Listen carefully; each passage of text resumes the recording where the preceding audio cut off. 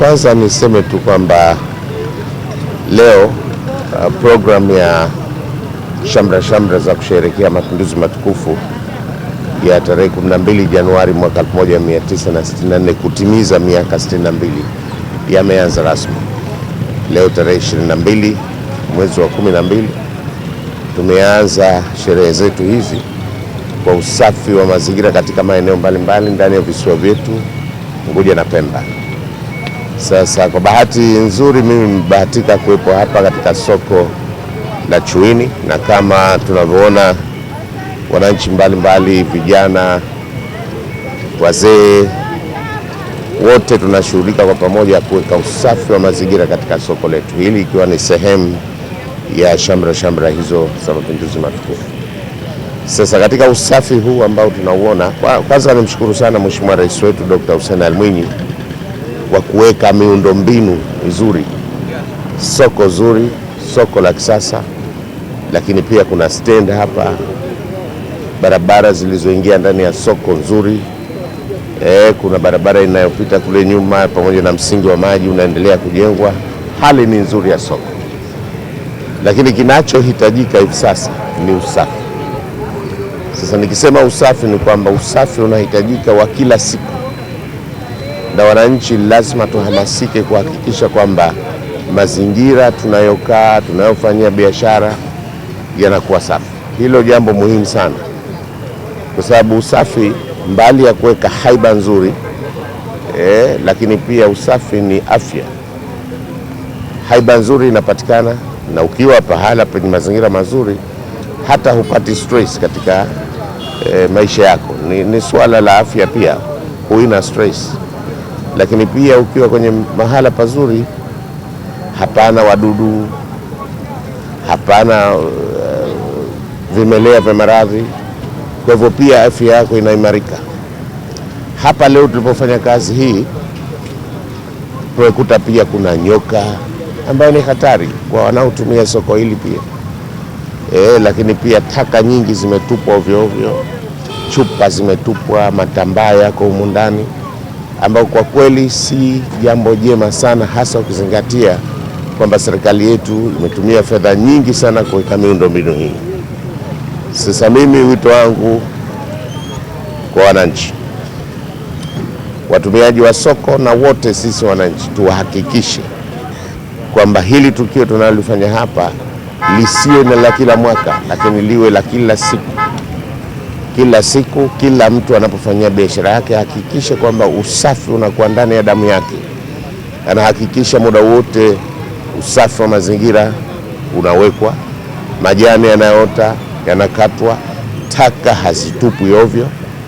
Na niwaombe wenzetu wa mkoa, lakini pia baraza la mji na halmashauri zetu zihakikishe pia zinaweka vifaa vya kutupia taka, hasa katika maeneo ambayo yanakaa watu wengi, na tujenge tabia kwamba hizo taka zitiwe katika eneo hilo au katika vyombo hivyo kwa urahisi wa kuchukuliwa na kupelekwa kunakohusika. Hilo liwe ni tabia yetu.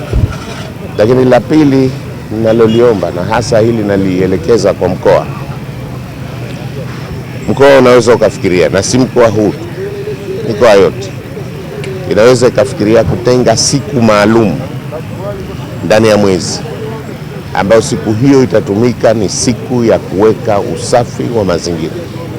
Biashara zinaweza zikasimamishwa kwa kipindi fulani, watu wakafanya usafi katika maeneo yao, na hiyo itatusaidia kujenga utamaduni wa kuhakikisha kwamba maeneo yetu yanakuwa safi, maeneo yetu yanakuwa salama, mazingira yetu yanakuwa mazuri.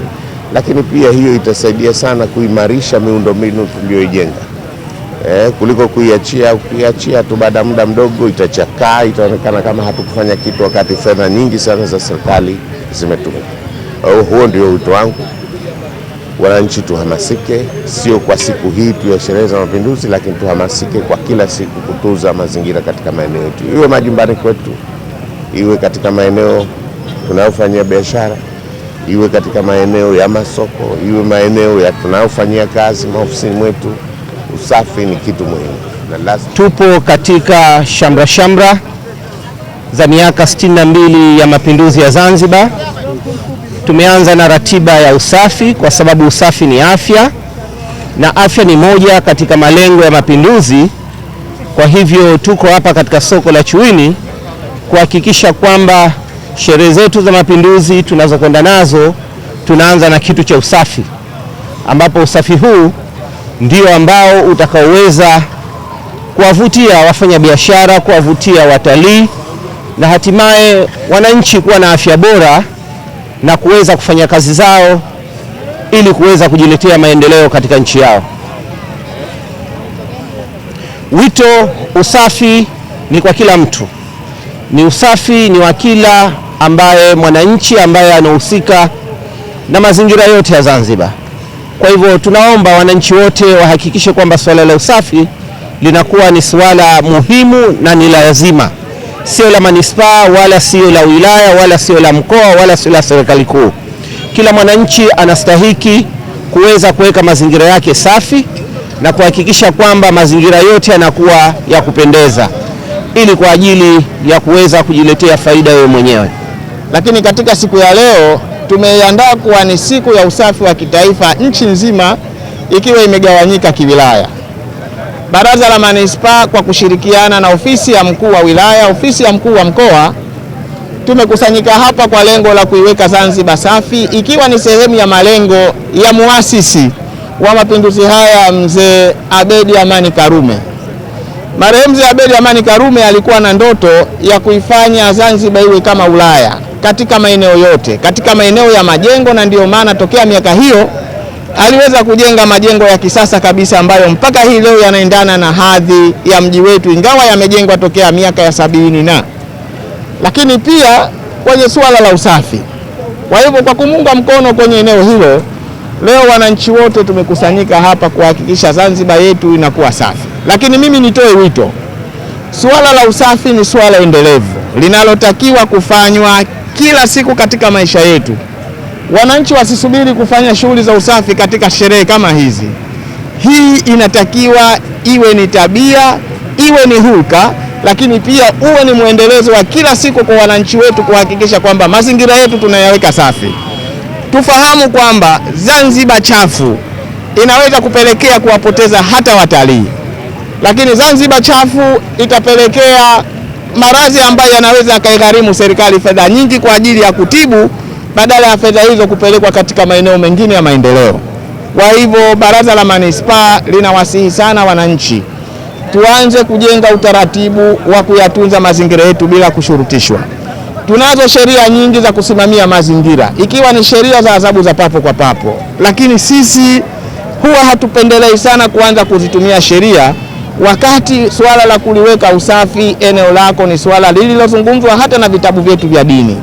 Kwa mantiki hiyo, nitumie tena nafasi hii kuwaomba wananchi tushirikiane pamoja kuhakikisha kwamba tunaiweka manispaa yetu katika mazingira ya usafi, tunaliweka baraza letu katika mazingira ya usafi, tunauweka mji wetu katika mazingira ya usafi, lakini hali kadhalika tunaiweka Zanzibar yetu katika hali ya usafi. Wakati huo tukiwa tunaamini Zanzibar bila ya uchafu ni kitu kinachowezekana.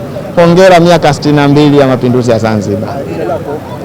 Kwa jina naitwa Chumshwar Machano, ni mstahiki meya Baraza la Manispaa Magharibi, na leo katika kuelekea kwenye sherehe za mapinduzi sherehe za mapinduzi, leo tuko katika eneo hili la kwa Nyanya tunafanya usafi. Lengo ni kwamba tunahakikisha katika maeneo yetu tukwenda kwenye sherehe za mapinduzi yako safi, na hili ni jambo ambalo sisi moja kwa moja manispaa linatuhusu. Hivyo kwa madhumuni makubwa, nasi tumeona kuna haja kubwa katika kuelekea kwenye sherehe za mapinduzi kuja kufanya usafi katika maeneo yetu haya ambayo yanaonekana kidogo hali yake ilikuwa sio nzuri sana. Hivyo tumekuja kufanya usafi hapa kwa kushirikiana na wananchi mbalimbali, waheshimiwa madiwani, lakini pia tunaye hapa mkuu wa mkoa, lakini tunaye pia mgeni wetu rasmi Dr. Khalid. Kwa hiyo tumekuja kufanya usafi kuhakikisha katika maeneo yetu yanaonekana katika hali ya usafi, ikizingatiwa kwamba jukumu mama la manispaa ni usafi.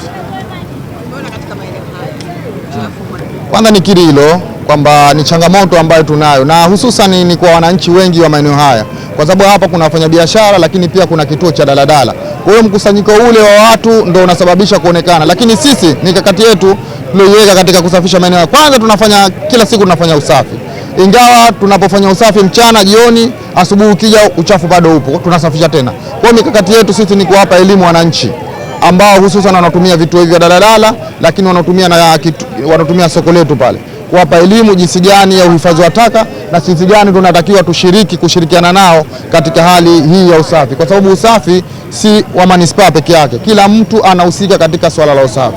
Kwa hiyo tunatoa elimu kufahamu hilo kwamba kila mwananchi anahusika katika swala hili la usafi, na tutaposhirikiana kwa pamoja tunahakikisha maeneo yetu yatakuwa masafi.